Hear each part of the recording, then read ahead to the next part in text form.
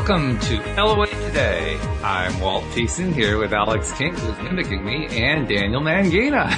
Today is Tuesday, February the 18th, 2020. It's 4 p.m. New York time. Wherever you are in the world, thanks for joining us for another episode of LOA Today, your daily dose of happy. And we are going to be discussing health today. It's almost like it's the wicked stepsister or something, because we always talk about money, we talk about relationships. Health always kind of gets pushed to the back burner, which is really not the smartest thing to do, because without your health, you can't get the money, you can't get the relationships, you can't get the house, you got to have the health first. Why do we put that last? I don't know. You can get it. You're just not really going to be able to enjoy it all that not for very long. That's true. All the money. Now I will die in a week because I didn't take care of my health, but I achieved the money. Yeah. So true. So true. Yeah. So we're going to try to reverse that. I think we don't realize our health is in danger until something goes wrong. But that's life. We don't realize anything's in danger until it goes wrong. That's what I mean, though. But it's like, you're just skipping along, minding your business, hopping down the street, and then all of a sudden your knee gives out, and you're like, yeah. Like, and you're like, I should see a doctor. Yeah. But there are preventative measures to get around that. You know what I mean? And but we don't take those. I've got some, for example, time to be controversial. Okay. But there are those people that do take care of all of this stuff and still get sick. How many people that live the vegan, raw, blah, blah, blah, I just eat ice cube diets and still get cancer? Not to laugh at cancer, but facts. Factually. Mm-hmm. No, because, I mean, then there are people that seemingly perfectly healthy. A guy that I've known since childhood passed away tragically less than 2 months ago. Clot on the heart or lung. Nobody knew anything was wrong with him. Left behind a wife and 3 kids. Wow. Apparently nothing wrong. Yeah. For me, it's about honoring the beauty of life in its fullness, but not getting obsessed with taking care of yourself, because even people that get obsessed with taking care of themselves still can get sick. There's people that smoke 20 cigarettes a day and live to 110 years old. People that have never smoked one in their life and die of lung cancer. It happens. Facts. I'm like, I'm going to not let any of these pieces fall away, but I'm going to make it about enjoying and making the most out of life, giving as much as I can, being the best human being that I can, and enjoying this experience as much as I can. But part of that means not neglecting things like health, but not to the point of getting obsessed with it. Right. Well, of course, you're also a follower of the doctor who likes to, Dr. Joe Dispenza, who likes to help people with health issues to overcome them through the power of their minds. Yeah. And we also have the evidence of Abraham Hicks' teachings, which is that whatever your predominant thought process is, that's what you're going to draw into your life. And in fact, they go a step further, saying something that I can't remember hearing from any other teacher, that may still be there someplace that I just don't remember, but it seems like it's unique to them, which is they claim we always choose what we're going to be doing in life in terms of health and everything else, and when we're going to die. I mean, they believe that we are the ones who determine all that, and that's what they teach. So I got to ask you guys, do you buy into that? I'll let you go first, Miss Unicorn. I was going to say, to a point, because I've been saying since I was born, I'm dying at 113. That's just a round number that I like to pick. So yes, I guess I've always has believed that, but not to the extent where it's like soul contracty. Not in that extent. I don't believe all that. Coming to get you. The soul contract's coming to get you. Well, I'll tell you what, my sister-in-law's husband talked for years about how he expected to live 70 years, and he died at age 70. Well, there you go. Well, I mean, if you don't make any plans past 70, then I think there are two two pieces to that comes up for me. Mhm. Number one, I wouldn't really argue with infinite intelligence personally, but I would say that it's like, you got to argue with me? I know a lot more than you. Maybe next lifetime. I don't know. Let me get some more wisdom. Can I get a piece of that channel? Can I get a piece of the channel? I want to be on the same level before arguing. No, but I thought I had a call today. So Olga's got this guy that she's been working with for like 7 years. She does meditation with him, and he does like sort of spiritual counseling. He's like almost like a spiritual therapist kind of thing. I don't really get what he does, but it was a really cool session. He kind of just spoke, and normally there's some meditation. I didn't get any meditation. I felt a bit cheated that I didn't get meditation. But he was talking, but one thing, quick segue, what I've been doing a lot recently is I've been allowing the universe to give me wisdom from the most unexpected places. So she's like, oh, you should speak with blah, blah, blah. It'll be really good. I'm like, yeah, whatever. Then, that means I definitely need to go and hear what he's got to say. Right. And anyway, the session was really interesting.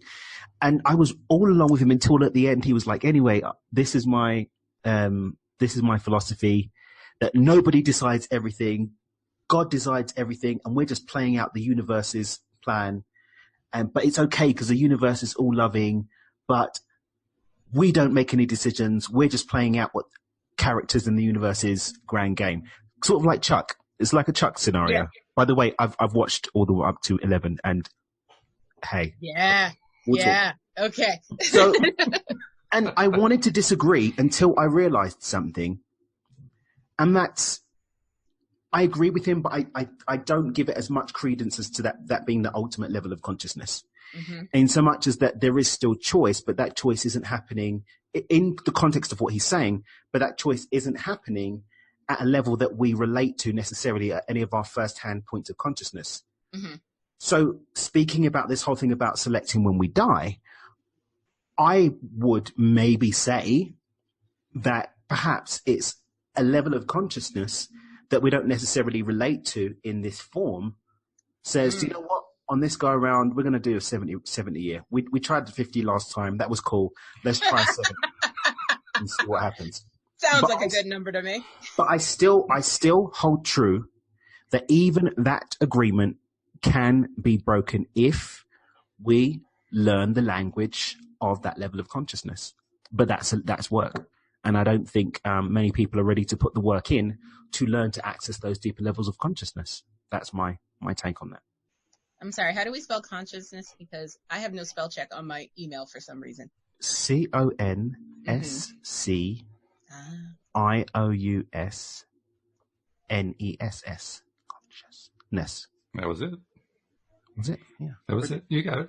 Because we're live, and that would have been Right?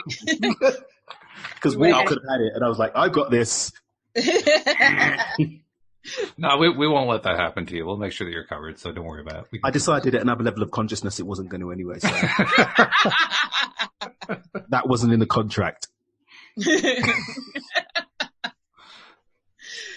Well, I'll tell you what then. Since we're on this track, speaking of tracks, I'm going to bring in Abraham Hicks once more and point out something else that they have said about health. And this is probably one of the most controversial things that I read of theirs. Not that, choosing your own hour of death isn't up there. But this one really, when I read it, I said, okay. Oh, I'm excited now. Do tell. It's in, I can't remember what the name of the book is. It's a book that has a whole series of topics. It's like all the different favorite topics people like to ask about. How do I get money? How do I deal with a 4-year-old? How do I deal with a boss? All this kind of stuff. It's like all these things.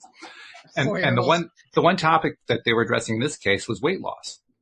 And I'm going to paraphrase here, but they literally said, if you have the wrong mindset and you go near an ice cream parlor, you'll put on weight.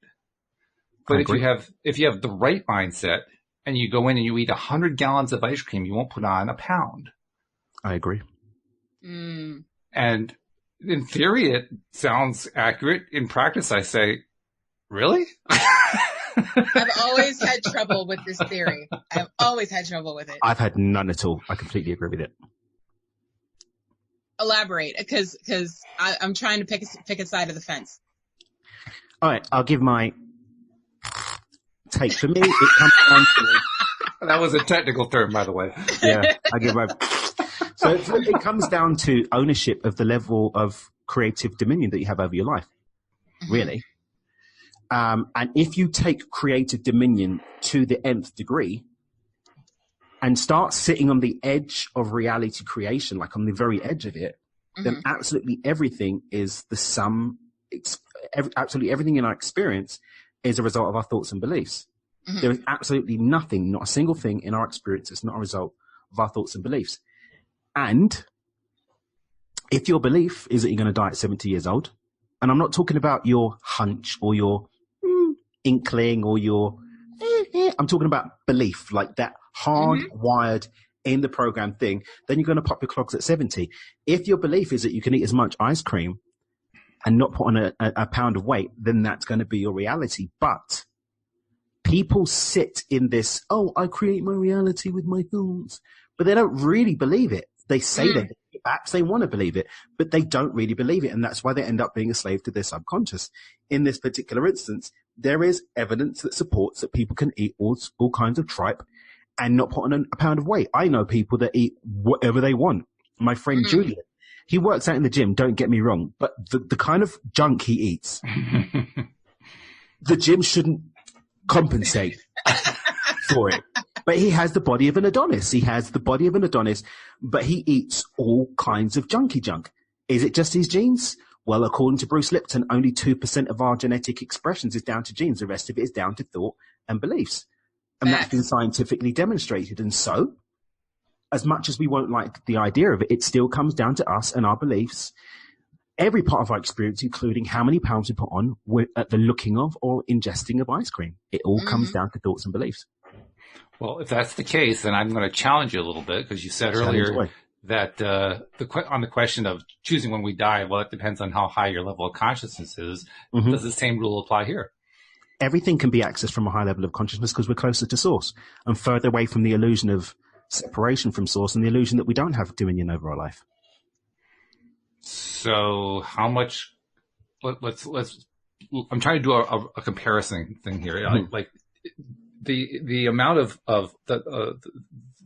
what's the way I'm trying to say this?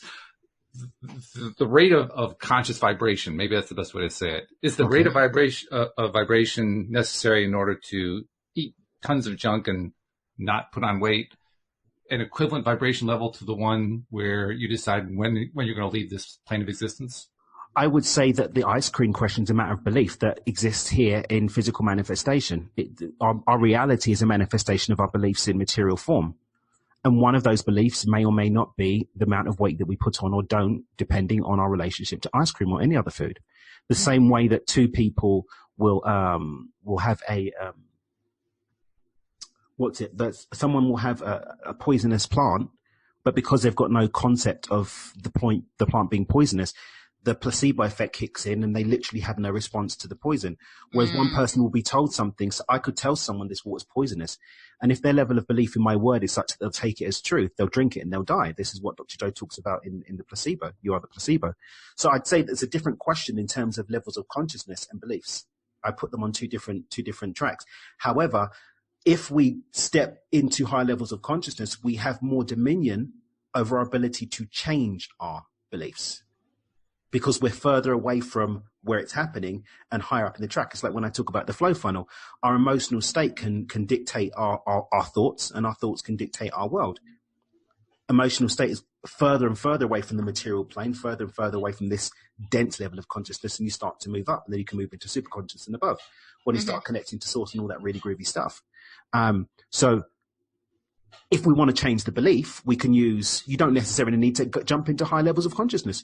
There are mind hacks. There is stuff like theta brainwave access that you can use. You can be hypnotized into things. You can be given deep impressions at an other than conscious level that shift the belief system and therefore shift your relationship to things. It's like people that have an addiction. They had a belief that they had to do something. Work was done to shift that belief, and therefore they no longer were a slave to that impulse. the choice stepped up again. I have to say, you really ducked that question beautifully. I mean, that was just, that was so well done. Oh my Did God. I duck the question? No, the closest you came to actually answering it was saying, well, it's on two different tracks. Okay, well, tell us about what makes those tracks so different, because from where I'm sitting, they seem pretty similar to me. So I ducked the question. I agree. I have to co-sign. Did I duck the question? I think you started to answer it and then went off on a tangent. I went on a tangent. A tangent. It's a Daniel tangent. Yes. I love it. Okay, that needs the hashtag. All right. Yes, definitely. Hold on. Beliefs are here. Levels of consciousness are here. I don't know if the yellow box is on me, but beliefs are here. Levels of consciousness are here. So we've got one on the left, one on the right. Our belief systems can be shifted at any level of consciousness, depending on our attachment to them. If I have a belief system that's not that deeply ingrained, then I can access at beta and I can just make the choice to change it. If it's a bit more deeply ingrained, I have to drop into alpha in order to access enough of my mind to shift the programming around it. Maybe I need to go into beta, or maybe I need to go into delta and do like deep work, or maybe I need to get beyond the mind and move into energy play and use spiritual work in order to clear that belief system. So that's the belief system thing for me. Mm-hmm. Changing the relationship to ice cream is about changing the belief. And that can be done at any level of consciousness, depending on your attachment to it.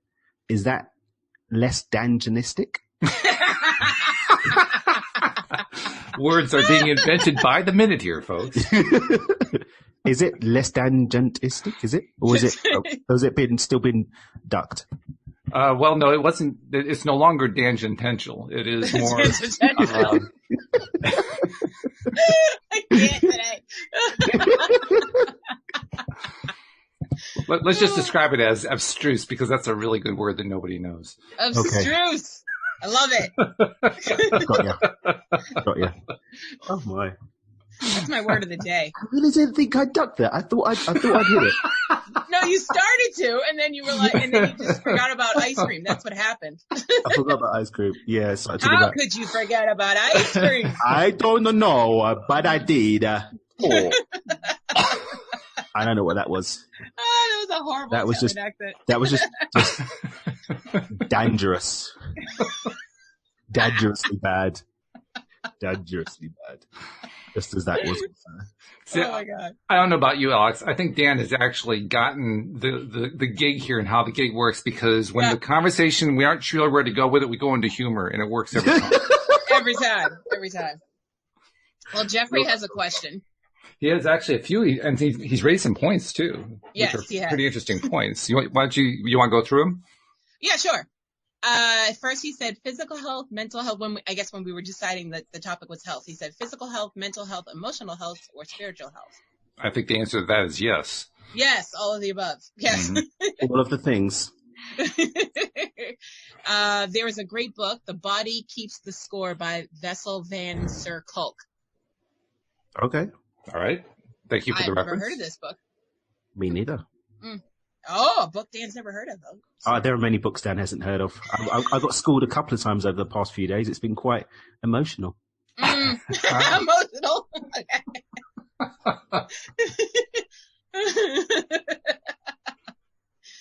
And is life about longevity or quality? Why not both? Mm-hmm. I agree. Why do we have to select between one or the other? I don't quite get that one. I don't feel like you do. I don't think so either. I don't think like one hinges on the other. Like I don't feel like you have more quality of life because of the longevity and the other way around. And I really believe that longevity and quality are both dependent upon your mindset. Yeah, facts. You know, what's your predominant belief system? What do you predominantly focus your attention on? Mm-hmm. Are you spending more time focusing on stuff that you like rather than on what you don't like? You're going to get good results on both of those factors. Yes. I agree. By the way, I didn't answer my own question earlier, so I'm going to chime in and say, yeah, I believe Abraham Hicks is right. I think we do pick the time of our death. And I've seen enough evidence of it to support the belief, but I believe it regardless of the evidence. Ooh. That's a big deal. I think we need some more of that then, Mr. Walt. You can't just waltz in and say, I agree. No, I want more of it too, to be honest, because it's a level of confidence I'm looking for in a wide range of my beliefs. But that belief, as soon as I heard Abraham say that, I said, yeah, it just resonated perfectly. You were in your knowing around it. Yeah, I really was. Yeah, and continue to be. I experienced it with both of my parents. I experienced it with virtually everyone I can think of in my family who died when I was somewhere nearby and was aware of the circumstances. And I don't know, from my perspective, it always seems like it totally makes sense. Now, is that with your experience being that when the person was ready to go, you knew they were ready to go? That's part of it, yes. But did they pick that date and time and age is my question. I'm not sure exactly how that works. Because my suspicion is that just because they ask the conscious mind doesn't mean that they're by the conscious mind, I mean like the beta wave mind, the mind where we're just alert and this is what we're focusing our attention on, as opposed to the rest of the mind that we ignore most of the time. Now, if we're looking at just that conscious mind, then you're going to get mixed results on it. But if you look at what's happening in the mind as total, I think it's really quite consistent. And the one point that people would point to, or there are lots of examples of it, would be people who are like Joel Elston's son, TJ, who got killed in a traffic accident at age 21, I think it was, or something around there. And I don't know that I've ever asked Joel this question. I'm not sure what he would tell me as an answer, but my belief is that TJ was ready to go. And I don't know if that would be tough for Joel or not. I suspect it's something he wouldn't want to go into a great deal of detail about, just because it still emotionally affects him very much that his son passed at an age that most of us would consider to be very untimely.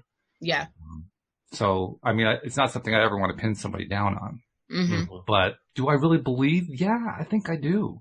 I remember a time when I was growing up and my family knew this other family in the town that we grew up in. They were always kind of struggling to get by. They had a number of different problems going on in the family that my mom was always privy to, so she always passed it along to us because we knew what was going on that way. And both the mom and the dad passed within a year of each other. Ooh. One through a traffic accident and the other one through heart disease or something. I can't remember exactly what it was. Broken heart syndrome? And it made,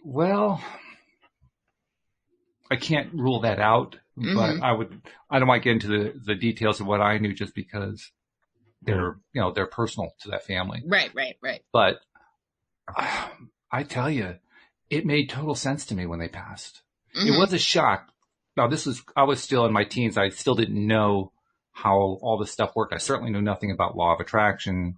I certainly I had no belief in any kind of spirituality at that point. This was shortly after I had given up on Christianity, and at that point there was nothing else. So I was agnostic, atheist, or whatever you could get me on at that moment.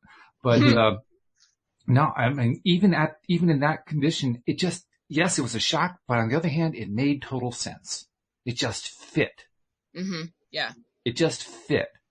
And I couldn't possibly have explained that. I still couldn't possibly explain that, other than using the terminology we use today that, that's what their conscious mind was focused on getting to.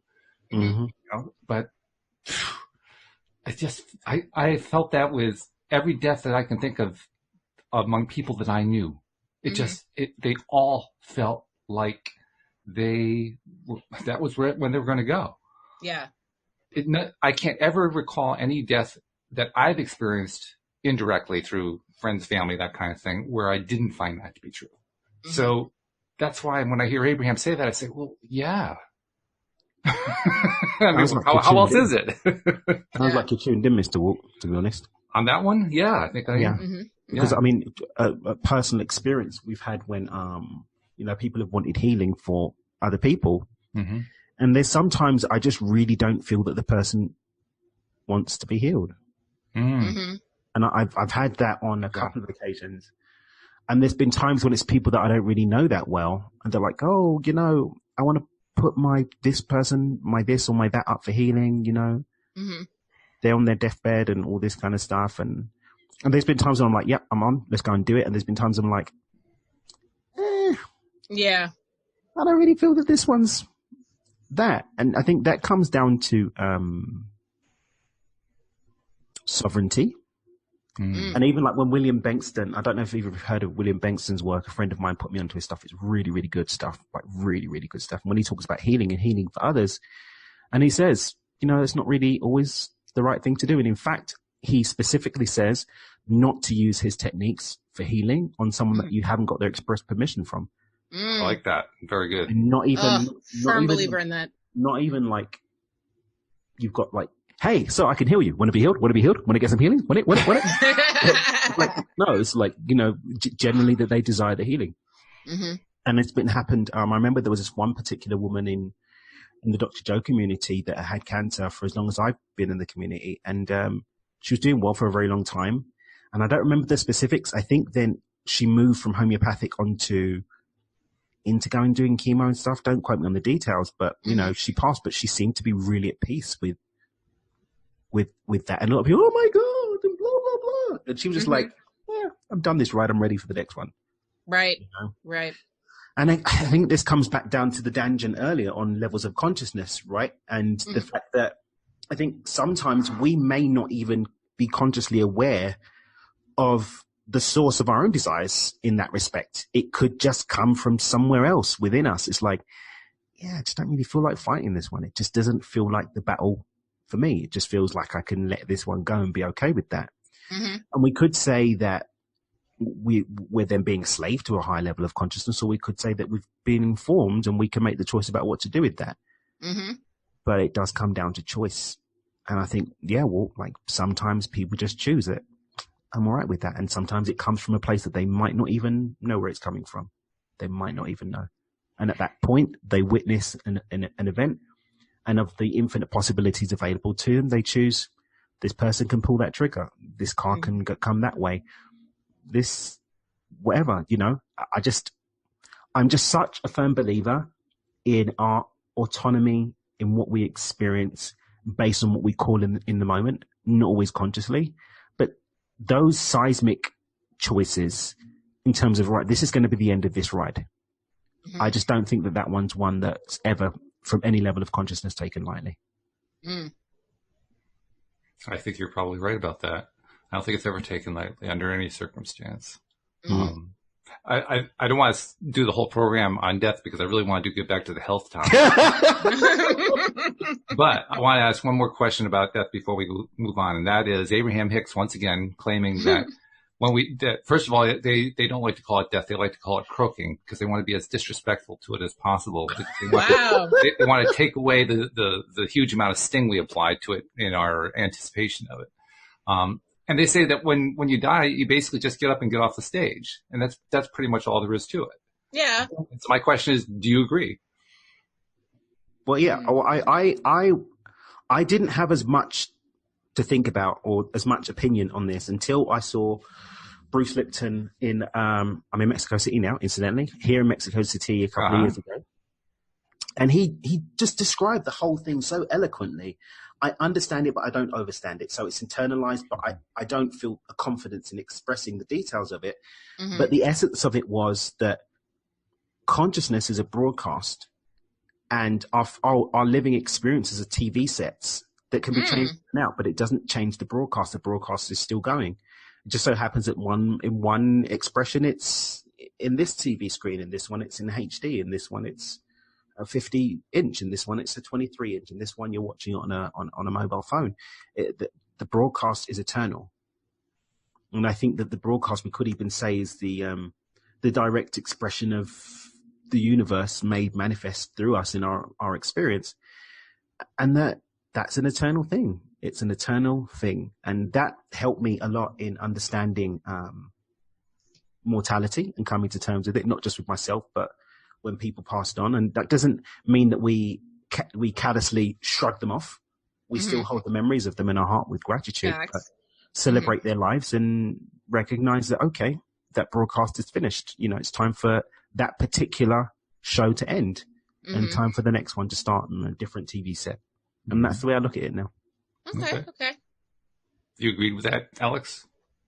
I mean, I totally see his view, and it makes a lot more sense when you talk to me about TV. Like, I'm tuning in now. So it's like, oh, I got it now. All right. Broadcast. You had me. All right. I'm here. Yeah. But yeah, that sounds legit to me. Yeah. Because I was gonna ask you, but you already answered it before I was gonna ask you. What happens to the broadcast when the person transitions? It continues. So we could say that's life between lives until we step into another physical form. But then as everything's happening all at once, that same broadcast is on multiple screens at any one time, but different expressions of us witnessing different expressions of those broadcasts at any point in time. But then we're starting to get into real philosophical things about time and experience. But that's my thing. But I'm at the extreme of that. I'm a firm proponent. I'm in firm agreement with hologram theory that, that consciousness is just, there's infinite expressions of consciousness happening, and it's all happening here and now. And based on our choice, we witness from this point of consciousness, we witness different points of that at any point in linear time. I'm a firm believer in the fact that I don't know if you all saw the movie The Truman Show. Yes. Okay. That's what I feel like my life is. Like, every time I do something stupid, I'm like, everybody just saw that, even though I'm alone in my home. And sometimes I'll be like, guys, if anybody's watching this, could somebody give me a clue? Like, slide into my DMs, let me know I'm being watched so I can stop doing stupid things. Like, but technically, we could say that's what's happening. We could say that's what I'm saying. That's what I feel. Higher levels of consciousness are watching. Right. They're watching the Alex show. They're watching the Unicorn show. It's an awesome show, BT Dubs. It's been an interesting ride. And we could say that you are watching you from another level of consciousness and having that observation experience. I like that. Once you get to this thing of everything's happening now. Yeah. And that anything outside of that is BS, and it's just a story that we've created in order to have an experience of a series of now sequentially, just so that we can grasp it at this level of consciousness. It just opens up this mind-blowing world of infinite possibilities and infinite potentials. The second that you really start to grasp that, the concept of lack and not having anything that you truly desire, which I believe is the soul expressing itself through thought and making a quest for you to manifest, the impossible just becomes impossible for me. Once you start seeing everything that's just happening here and now, including watching yourself on the Unicorn show. Jeffrey says, I am in an escape room, meaning Alex is in an escape room.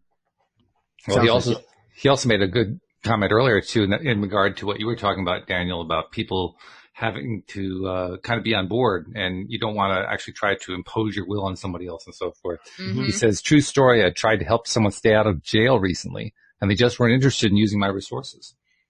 It's an interesting example of that. Yeah, so it just illustrates once more. The respect part is big. And what was the word you used? It was like self. There was a word that described the fact that each one of us is Dominion. Our own dominions. Dominion. Yeah, I guess that's the word. Yeah. I've always had a problem with that. Not asking, but being asked if you're okay with, because my grandmother always did this. Like, she didn't like the way I lived my life. I was just a normal teenager doing normal teenager things. And she was like, I'm putting you on my prayer list this week. And I'm like, why? I'm not even doing anything. Like, you didn't get my permission. Like, you just out there putting my business into a church I don't go to. Like, that's always bothered me. And then the one time you walk into the church and they're like, and then Alex, we're going to pray for her because she's got a social studies test this week. And what is even happening right now? Like, oh, my business is all the way out there because my grandmother has nothing else to do. Well, just write a new script next time, dude. Apparently. It's funny because I mean, I tried. She came to me one time in our house and she said, would you like to be, I don't know how, I'm not very religious, so I don't know what the technical terms are, but basically she wanted me to be blessed in some sort of way. Not baptized or anything, but just blessed in some sort of way. And I said, no thanks, I'm good. Walk out of the house, come back to the house after work, the pastor's there, and I'm like, hi, nice to meet you. And she's like, come into my room and hold my hand. And then I'm like, what? Why? What's going on? Pineapples. What? Facts. Pineapple. Facts. Pineapples is code for I'm not ready. Yeah. And so, Oh. so I'm just standing there, and then I realize, she goes, okay, we're bowing our head. Then I realize what's happening now, and I'm like, yeah, nah, you ain't gonna get me this time, sorry. And I just walked out of the room, and she felt so embarrassed and stupid, but you did that to yourself. Like, I told you no. Yeah. No, I'm not cool with that. Well, there was a built-in assumption in what she said that never got acknowledged, it sounds like, which was that you weren't blessed. Right. Where I'm already here. I am blessed.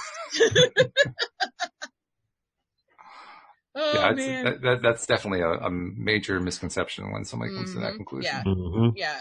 Yeah. Apparently I wasn't blessed enough because I wasn't going to church with her. Mm. But this is beliefs. This is beliefs again, though, right? Yeah, right. It is. Yeah. Mm-hmm. Well, I remember my mom telling me she was so excited because every once in a while she would, even though she knew what my beliefs were about Christianity, because I had rather bluntly left the church. Every once in a while she would try to get me back, in a nice way. And one time she said, I loved what we talked about in our prayer group today. We talked about what's the best way to pray for somebody else? And we concluded the best way to do it is to pray for the best thing to happen to them. That's sweet. And on the surface, that sounded pretty good until I realized that there was one thing missing from it. What they really needed to say is pray for the best thing to happen from their perspective. Mm. Not from your perspective, from their perspective. Mm. Yeah. But whenever we're sending thoughts to another, it's always through the lens of our beliefs and our narratives and our stories, so right? Yeah. Well, it is ultimately. Yeah. Mm. The tricky part for a lot of people, I think, is where they try to make their beliefs be the solution for other people. Mm-hmm. Yep. So there's two pieces on that, and I think I've mentioned one of these before. I think I told you the story when I did a workshop somewhere, and someone was really trying to argue me about something. And I was like, "Yeah, you're right." It's like, and he was getting really upset because he thought I was being facetious. I was like, "No, bro, you're right." Because there's evidence to support every theory, and if that's your belief system, then that's the lens through which you're experiencing reality, and therefore you are right. Right. So me giving a varying view, a different view, is not going to change your reality unless you're ready to accept it. If you're not ready to accept it, then it's not true for you. And if it's not true for you, it doesn't have any effect on your reality anyway. Your brain is literally going to melt down at the idea of you actually being in alignment with that. So you are right. He's probably not used to hearing that a lot, so that's why he was getting so upset. Yeah. Maybe he just wanted to, maybe there was a crossover, and we're talking about that earlier. I was talking to Olga about that earlier, actually, this whole crossover of our stories and how sometimes, and I had this with someone's,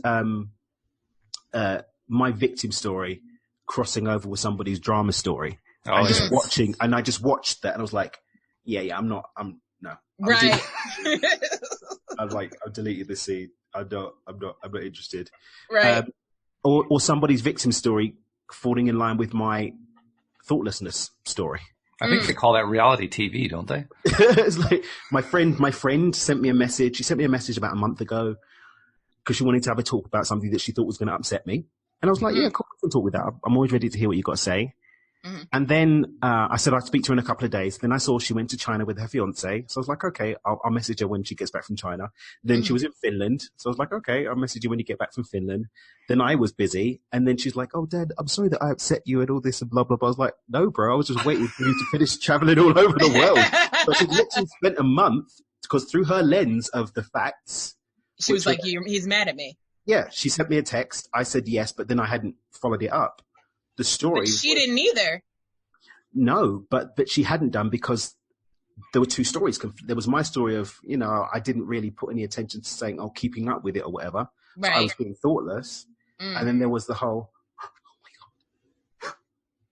I tried to tell him something, but it was going to upset him. So we didn't have the conversation. And all that cleared it up was just like, thankfully our relationship is one that she can say, hey, if I upset you, let me know, bro. I'm like, dude. Not even. What is it even like that? And it was cleared up that way. And I've had that many a time when our lens just becomes this opportunity to create or recreate or keep playing out our stories. Mm-hmm. But anyway, that's a tangent. Well, what you're touching on is actually a common situation. I mean, it's certainly the basis of most dramatic situations, including theater and movies and so forth, but it's also very descriptive of a lot of people's family lives and friendship lives and so forth. I mean, you're describing a very, very common thing. Mm-hmm. And I think what you're kind of touching on indirectly is, we don't have to buy into it. Nope. No, we don't. We really don't have to buy into any of it. Just like reality TV. Just like it. Yeah, I usually turn it off. I usually turn it up. I'm like, unless it's a unicorn show, then we watch it. I just think it requires a level of awareness, right? And when I talk about like in Beyond Intention, Listen, which is all about thinking, feeling, and being with a level of awareness, allows you to witness what's happening and make a discerning choice as to whether you are creating an environment or allowing an environment that's conducive to creating your intention. Yeah. And it's the same with, are you aware enough to know when you are playing into old stories or when the opportunity to go into stories that don't serve you are resurfacing again? Mm-hmm. But it does demand a level of awareness, even down to the awareness when we go back to the health question. Do you even know what your beliefs are? Right. That's a great question. And I love the way you bring it back because it's exactly what I was thinking about earlier. Like, this is it. This is the thing right here where health is concerned, where, at least from my perspective, and that is, what are we thinking about our health? Do you want to know the hack? Yes. I always want to know a hack. Here it is. If you want to know what your stories are, look at your results. Yeah. Where are you at 80% of the time? Yeah. What are you witnessing? What are your thoughts? But again, that requires a level of awareness. And if you apply that level of awareness, your environment will not lie to you as to what your belief systems, your stories, and your narratives are, because it's going to be what plays out. It's true. Yeah. And I think the real skill there is... I personally felt attacked right there. Oh, no. No, not that way. I'm like a social media way. Okay. You know how like you'll see a meme and then it'll be like, oh, I feel attacked. Like you're talking about me right now. Yeah. It's really funny. Quick tangent. Street, man. The attention. They said was the cast. When I do so I've been doing on my Instagram every day. I've been doing a live about something I've learned that day, and it's helped me an integrity to learning something every day and sharing it. And when I'm sharing these things, I'm not preaching at people. I'm literally like, what I've learned. This was my learning for the day. And it's even like when I repost stuff, like I'm posting it because it's like almost like I'm anchoring in that, yeah, I need to make this known. Right. And someone actually thought I was taking digs at them. Oh. With something. It's like. So the shoe fit, huh? No, bro. I'm talking to me. I'm talking about me and judgment, because judgment has come up recently. Right. It's like a gremlin that I didn't even recognize as being there. But since I was at Dr. Joe's event in January, I've realized how much of a judgy twat I can be sometimes. And so I've been calling myself out on it. Yeah. You know? Uh-huh. Yeah. I guess that's where we have to kind of get into the mode of saying, well, enough about you. Let's talk about me. Right. Well, what I was saying about feeling attacked is because, like, in one mindset, I tell myself every day, like, we're going to live to past 100. It's going to be fine. In the same sense, I'm constantly in the hospital or at the doctor's office. So it's like when you say, look at where you're at, I'm like, well, F&A, Cotton. If he ain't talking to me right now, he's definitely talking to me. Well, the question becomes, Alex, is that what you want to experience? That's exactly it. Yeah. I mean, how are you going to take that one? It's up to you, really. I don't know, man. Right? Are you enjoying what you're witnessing and pretending you're not creating? Damn. No. That's not mine, by the way. I got it from someone, but I love to use it. Are you enjoying? I had the same thought, but the wording, it was just so profoundly put. Are you enjoying what you're witnessing and pretending that you're not creating? I might have to steal that. Steal on, because I did. And there needs to be a follow-up on that one. Because if the answer is no, what do you want to be thinking and feeling instead? What's the alternative that you would prefer? Because I think my problem that's what I've noticed. We don't do that when we're in the health situation where, my health isn't going. We don't get into the instant mindset of, well, I know where I want to be instead. Right. It's all about, earlier. Here's what's going on with the health. I mean, I've got this going on, I've got that going on, and I got that other thing going on. In fact, it's one thing after another that's going on. In fact, I can give you a list, an endless litany of things that are going on.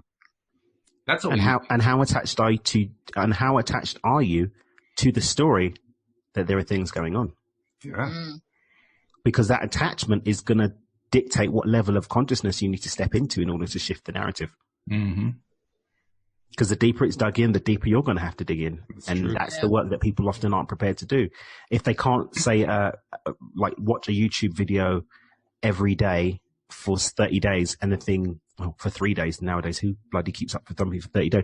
If they can't, I can't even keep up a calendar for 30 days. If they can't do it for 3 days or like a 7-day or even like a 5-day challenge and everything miraculously be changed, then they're not interested in it because they're not really interested in digging in and doing the work. So the question becomes, are you enjoying what you're witnessing and pretending you're not creating? And how attached are you to that script? Because guess what? Right here and now, you can change it. Now you can change it. Now you can change it. That's now right. You can change it. But that change is dictated by who you are in the moment, because that next moment that comes after this click is in direct response to who you are in this moment. Because as the law of attraction says, we get more of what we are. But who we are can be changed right here and right now. And you talked earlier about how if you want to know what it is you've been focusing on, look around you, and that's true.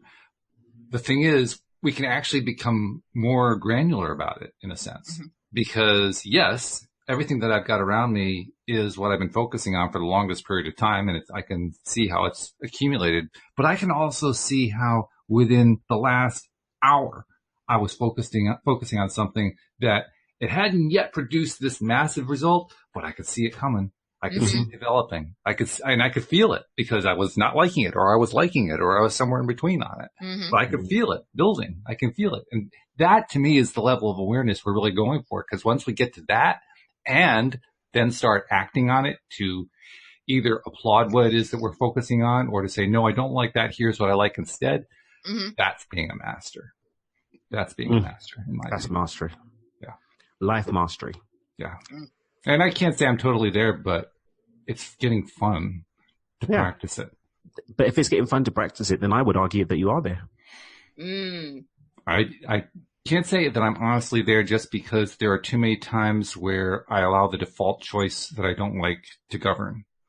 But it's happening less and less. So I like the progress that I'm making, the progress. Fair and enough. that's what I look for is the progress. I don't look for perfection, really. I look for, am I doing better than I did yesterday? Then you've made it, Walt. Own it. I want to celebrate you right now. All right. I want to celebrate Walt. Woohoo! And that's what he desired. Life is perfection as we see it, I feel, is an illusion that we use to buy into to say that something isn't going to happen. Like I say, God did not make things complicated. Man did so that he could say it's impossible. That's good. I like that. It's like, okay, you're on the road? Cool, celebrate. I can't celebrate just yet. Just as soon as I get to the destination, I'm going to celebrate. This is true, yes. And the crazy thing is that celebration, consistently done, will get you to that end result anyway. Because we can't get to the other side unless it's through the celebration of what we are right now. Right. One of the things that I'm finding, now this is kind of deviating from health a little bit, but the same rule can apply to health as well. I've been dealing with, all of our listeners know, I've been dealing for the last 3.5 months with programming issues. And what I'm working on right now today was basically trying to get myself into a better feeling place about what was going wrong. Literally about that, doing a diametric flip, that's like the hardest, pivot to do. I mean, when you're pivoting 180 degrees, that's a big pivot. Pivot, 20 degrees, 30 degrees, anybody can handle that one. 180, that's where you're really on your game. That's what it's That's where the rubber meets the road. And I like trying to practice those. And I don't always succeed, but I am, once again, I'm improving. I'm succeeding more and more and more and more. And I was doing it today. Today, I literally, I can't say I took the day off because I didn't. I took the day off in the sense that I went back to school on stuff that I already knew to relearn it so that I could stop making mistakes that I shouldn't have been making. Getting back to that groundwork. Yeah. Groundwork. That's right. Laying the foundation. That's it. And I went through a course that they said it's a 300-hour course. I did it in 6. Because a lot of it I already knew.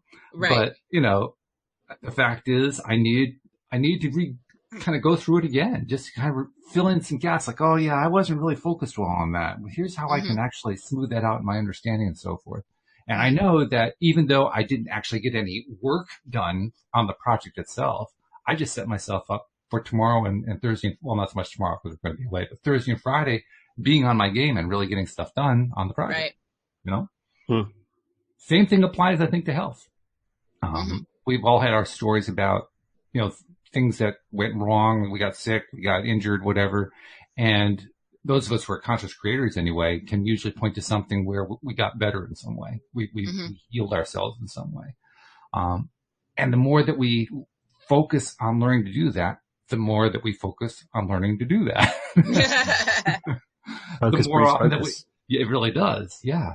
So boy, Abraham really is right. It just comes down to one thing. Do you like it or not? If you like it, focus on it. If you don't like it, stop focusing on it. I mean, it's just that simple. Yep. And it's crazy how easy that is. Yeah. It's also crazy how hard it is. Yeah, it is easy, but it's the stories that we tell ourselves about being difficult that make it difficult. And it's our attachment to those stories about why it's difficult that make it difficult.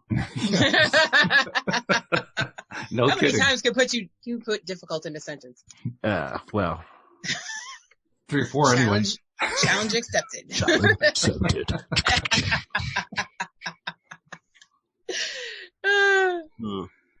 Yeah.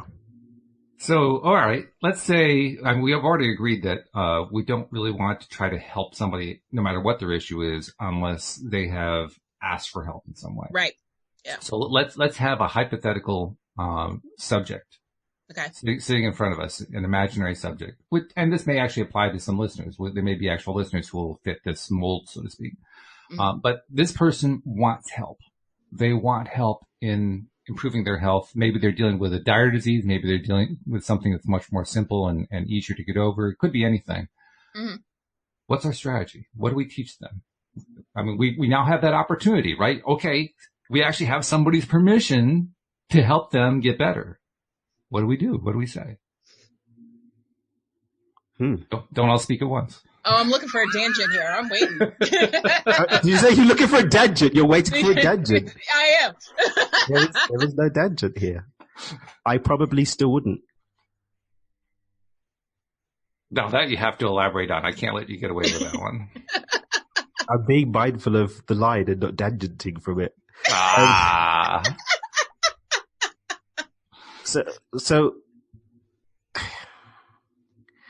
So my thing is that everything I experience is a vibrational match for where I'm at right now. So if someone comes into my experience asking for my assistance with healing, then I take that to be a guide, to be an indication there's something within myself that needs to heal. So my focus is not on them. My focus on what part of me is showing up as them as a sign for me to do some work on myself. It's the same like, here's the tangent. It's the same like when I do coaching and when I'm doing my coaching weekends or retreats or when I'm doing workshops or a friend even calls me and says, hey, I've got this challenge. Can you give me some help with it? I'm literally looking at how this represents, how this is a representation of a part of my hologram that's a glitch that doesn't serve me going forward or that doesn't represent what I want to experience. And I do inner work on it. And then once you've identified the root or the source or whatever, and what is the work that you do at that point? So first and foremost, I ask myself if that thing is what I want to experience. And if not, then I write an intention about that, or I create an intention around it and get clear on the emotional state that I choose to be in. I then feel it. I then mentally rehearse it. And then I show up in my life as if that new intention is true. And then it manifests. And that's how I live my life. Okay. That's good. I like that. Okay, Alex, so you got to hear the tangent. Now it's your turn. I would say on a simpler level, I would come with as many resources as I could, but at the same time, knowing in the back of my mind that only that person can help themselves. So you can't really get frustrated or get, out of sorts with them not taking your advice or what have you. Yeah. Yeah, definitely. You don't want to go down that path. Yeah. Like sometimes, like I tell people all the time, some people and some things you just need to let go. Mm. And I have to say, if I have that person hypothetically sitting in front of me, I usually wait for that person to ask me something. Mm-hmm. You know, I don't, even if they say, help me fix this, I don't just start preaching to them or volunteering, well, do this, this, this, and this. Just because I know that 99 times out of 100, I'm going to miss anyway. I think for me, I had this egoic thing about having like this savior complex. I really had a really big rescuer complex for a very long time. Whenever someone was telling me a situation, I wasn't just able to just empathize with them. It's like, okay, my autistic computer brain's like, what is the solution? What is the solution? Exactly. And you know, sometimes, and what I've been learning, and this has been really great for me, is just, I'm really sorry to hear that. What can I do to support you as you're going through this? Mm-hmm. And I'll leave it at that. Wow. I haven't even gotten that far. It feels really weird at first, especially there's been times when I've known a solution that could serve, where I can see like my little computer brain goes, oh, that's where the gaps are and that's where the gaps are. Mm-hmm. But it's not always my freaking job. Right. And so I just ask myself, okay, how does that feel hearing that? Do I feel good about it? No, I don't really feel good. Okay, how do I want to feel? I want to feel like this. And then the situation changes or the person falls away or whatever, but it's not my job. It's just a projection. If I'm trying to deal with the projection, I'm dealing with the afterthought instead of the pre-thought. It's like Vadim Zeland says in his work with reality transurfing, our world is a mirror reflecting back to us who we are. Mm-hmm. But so often people are looking at the mirror, trying to change things in the mirror. They're drawing things on the mirror. Right? Instead of just changing what's going on here. And that's how I live my life. And so when I see something in the mirror, instead of trying to help the person by drawing on the mirror, I come back to the image that's reflecting in the mirror. And in that interim time, being human with a heart, I say, I'm really sorry to hear that. I step into my heart. I get into a genuine place of love for them. And I simply say, you know, I'm sorry to hear that. How can I support you? And I leave it at that. Yeah. I just realized there is actually one thing I will volunteer. And even then, I won't always volunteer it. But if I've been asked for help and it feels right, I'll volunteer my one favorite question. So what would you like instead? True. Beautiful. You do that. You do that. Yeah. Wise words from Mr. Walt.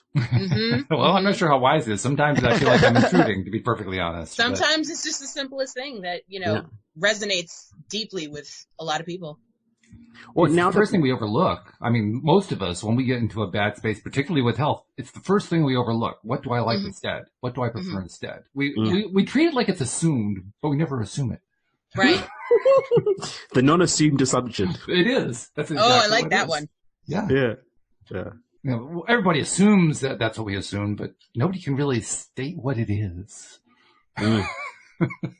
I've also introduced a filter now, and that is, and it sounds a bit crappy, but it's true. Like I give a test to see if someone's ready to go a bit deeper in terms of exploring something, and this is part and parcel even how I select the people that I work with. I'm very, very selective in who I work with on a one-to-one basis, and I'll either present them a book, whether it's mine or another that supports where they're at, or, you know, a podcast episode or something, some resource, Alex. And if they come back from that and demonstrate, then maybe I will understand that the work of my image changing, not the mirror changing, but my image changing, would be served by deeper relationship with this projection. And that's the only basis on which I work with people now. It's exactly the same thing in terms of the friends I have in my life. You know, friends, family, loved ones, whoever it is. It may seem like I'm being like some hoop master. Here's a hoop. But it's for me, it's a contract that I've created for me to know who I am supposed to be in relationship with. Oh, so co-signing on this week. Let me tell you. Co-sign, mamacita. Yeah. Yeah. I love it. That's great. Hey, we're almost out of time. I want to make sure I get our promo announcements in. So, you know, this is what you get when you listen to the show. You get really in-depth stuff and a lot of fun stuff, a lot of stuff to laugh at. You do truly get your daily dose of happy. So most of you are subscribed. The few of you who are not yet subscribed, we want to encourage you to do so right now. Go to the homepage of our website, loatoday.net. right at the top of the page, you'll see instructions on how to subscribe. Daniel proved it can be done in one click. Sometimes it takes two, but I mean, we're talking clicks here, folks. This is easy. This is not difficult. And once you click, then you get everything for free. So get everything streaming right to your phone. And also you can check us out on YouTube because that's where we live stream. You can actually see Dan when he does his dance in the background, or you can see. No, you caught me. They caught me last week. They caught me last week. But I'm mute now. I'm mute now. This is me muted. So I guess I can't promise you will always see Daniel's dance, but if you tune in and you watch all the shows, you will occasionally see a little mistake slip through. And you'll see Alex's headphones, your unicorn headphones, and you'll see all the rest of us too. So Alex, I always turn it over to you because you explain the YouTube thing better. How do they subscribe on YouTube? Well, you go to YouTube and you search LOA Today podcast videos. And once you've done that, you will see our smiling faces. And down below our smiling faces is a red subscribe button. Hit that red subscribe button. Next to it is a little silver bell. Click that silver bell. Make sure you click all so you will always be notified when we're live. So there's Alex doing her Vanna White or Vanna Black or whatever you want to call it. I love the way you did the thing with the hands in the face. That was really good. Yeah, that was good. I like it. I talk with my hands. I was raised Italian. What do you want me to do? Well, that's all right. You know, hey, it works for you. Keep it. That's good. So we're going to continue on Thursday with Daniel's book, Stepping Beyond Intention. We've done 2 parts. Last week, Alex, we were sad that you weren't there, but we did really in-depth. It was good. And I can hardly wait to see how it's going to go on Thursday. So, you know, you might want to, get a hold of the book and study up because it was pretty in-depth stuff.